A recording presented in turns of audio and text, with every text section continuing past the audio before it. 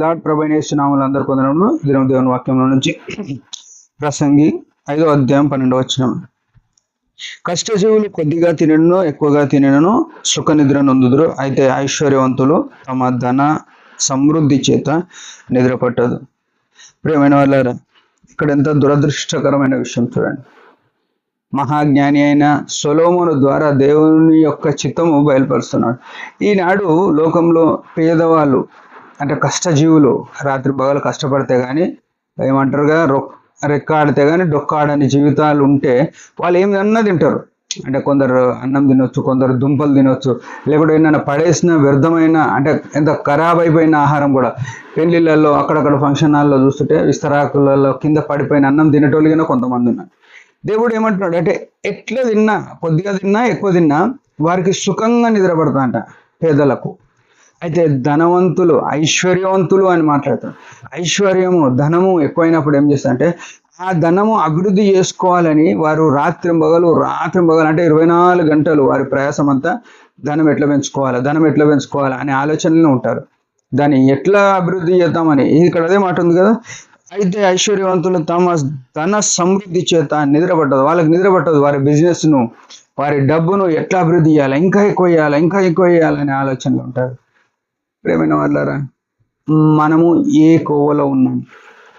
ధనవంతులు పరలోక రాజ్యము పోవుట కంటే ఒంటె సూది బెజ్జములో దూరుట సులభమని యేసు ప్రభు ధనవంతులతో మాట్లాడినాడు. ఈ ఉదయకాలము జ్ఞాని అయిన సొలొమోను ద్వారా కూడా దేవుడు చెప్తున్నాడు, మనం ఏం చేస్తామంటే తినడానికి కష్టపడాలి, అంటే తిండి సంపాదించుకోవడానికి. అందుకే కీర్తనకారుడు అంటాడు ఒక మాట, నాకు ఎక్కువ ధనం ఇయ్యకు, నేను ఎక్కువ తిని నిన్నెవడు అంటానేమో, లేకుంటే తక్కువ తినియ్యకు, నా దేవుడు ఏడున్నాడు నాకేం కష్టంలో సహాయపడతలేడు అంటానేమో, ఏనాడిది ఆనాటికి అని చెప్పినాడు. ప్రేమైన వాళ్ళారా, మన జీవితంలో దేవుని మీద ఆధారపడి ఏనాటిది ఆనాడికి వచ్చేటట్టు ప్రయాసపడితే బాగుంటుంది. మనం ఎక్కువ సంపాదించుకోవాలని ఆరాటపడదు. ఎక్కువ సంపాదించుకున్నట్లు పోతే ఏమైందంటే, ఎందుకు ఐశ్వర్యవంతులుగా ఉండొద్దు ధనవంతులుగా ఉండొద్దు అని యెసు అంటే ధనవంతులు ఎక్కువ అయిన వాళ్ళు మోసమే చేసుకుంటూ పోతారు. వాళ్ళు మోసం చేస్తేనే ఇతరులను తొక్కేసుకుంటూ పోతేనే ధనం ఎక్కువ అవుతుంది. ధనం న్యాయంగా సంపాదించేటోళ్ళు ఎప్పుడు ధనవంతులు కాలేరు. మీరు ప్రతిరోజు వార్తలు చూస్తూ ఉండండి.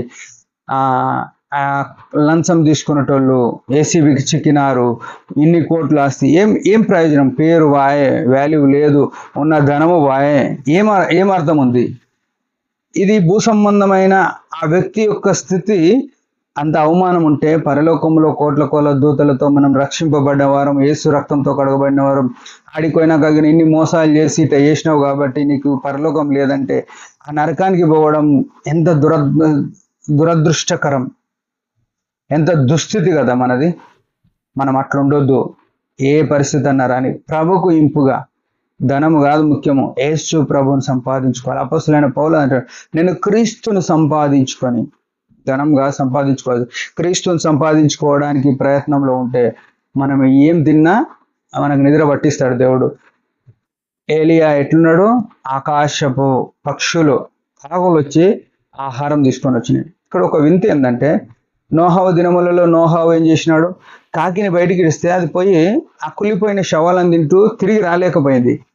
కానీ దేవుడు పంపిన కాకులు ఏం చేస్తున్నాయి? మాంసం తీసుకొని వచ్చినాయి. అంటే మనము వాడుకుందాం అనుకుంటే మన ఇష్ట ప్రకారం ఏది జరగదు. దేవుని చిత్తం ఏదో అది జరగాలి మన జీవితం. మన చిత్తం జరిగితే బాగుండు అనుకున్నది ఫెయిల్ అయిపోతుంది. కాకి వెళ్ళిపోయి ఫెయిల్ అయింది. దేవుడి చిత్తంలో ఉన్న కాకి తీసుకొని వచ్చి ఆహారం ఇచ్చింది. ఆయన ఎన్ని దినాలు ఉన్నాడో ఆ కెరేతు వాగు దగ్గర అన్ని దినాలు ఉదయ సాయంత్రముల రొట్టె మాంసం తీసుకొని వచ్చినాయి.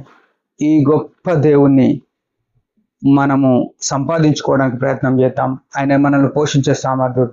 దేవుడి మాట దించిన చిన్న ప్రార్థన. పరమ తండ్రి యేసు ప్రభు నామములో వందనాలు. ఉదయకాలం ఇచ్చిన ఐశ్వర్య స్తోత్రములు. నీ సన్నిధి కాంతిలో మేము నిన్ను సంపాదించుకున్నటకు ఉండగలటకు కృపనీయండి. నీ వలనే మాకు సుఖమైన నిద్ర, మా జీవితం బాగుంటుంది. లేకపోతే ధనం వలన కానీ ఇతరమైన వాటి వలన ఆయాసమే దుఃఖమే. దయతో క్షమించి నీ చిత్తంలో ఉంట కృపనీయమని యేసు ప్రభు నామములో ప్రార్థిస్తున్నాం తండ్రి, ఆమెన్. మీరు అందరి పరిచయం గురించి భారంగా ప్రార్థన చేయండి. Praise the lord.